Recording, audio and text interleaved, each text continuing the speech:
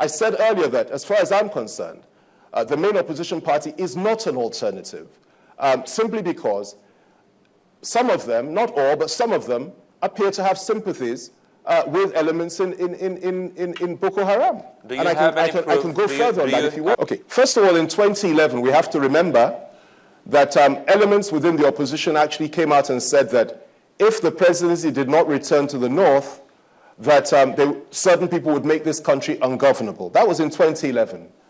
Now, 3 or 4 years later, 3 years later from that, we've seen evidence of that. We've seen that unfolding in this country. There's an attempt to make the country ungovernable. Hundreds of our citizens are being killed every day, and that for me is gives you some level of insight about what's really going on here. Secondly, I want us to look at the comments of some of the leading members of the opposition over the last couple of years. I'll be very specific. You look at the comments of somebody like General Buhari, who was once head of state in this country. Just last year, he said that Boko Haram should be granted amnesty, that Boko Haram should be treated with kid gloves, that Boko Haram should be treated in the same way as the Niger Delta militants, that is to say they should be sent abroad, given money, paid a monthly salary, and so on and so forth, and that they should not be killed. That is very interesting to me because I would have thought that after they've killed almost 15,000 of our citizens, at that point in time, this is not the sort of thing anybody of that stature ought to be saying. He didn't stop there, and I'll go further.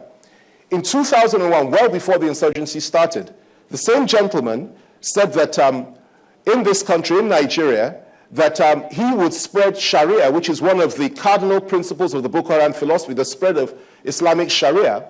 He would spread it throughout the country. That was his stated objective as far back at that time. It tallies with the objectives of Boko Haram. Again, he said in 2001 that Muslims should vote only for those that will protect their interest. He said that even as far back as that time. This calls to question a number of issues as far as I'm concerned. Okay? Again, in 2001, he said that why should Christians be bothered when Muslims chop off their limbs? That after all, it's an all-Muslim affair. And of course, finally, he said that Nigerians and Muslims should only vote for people that will protect their own interests. Now, these issues give cause for concern. I'll go a step further. If you look at the activities and utterances of some of the senators in the opposition in Borno State and indeed the Northeast, I can mention Senator Ndome. He has some very serious issues that he has to clarify.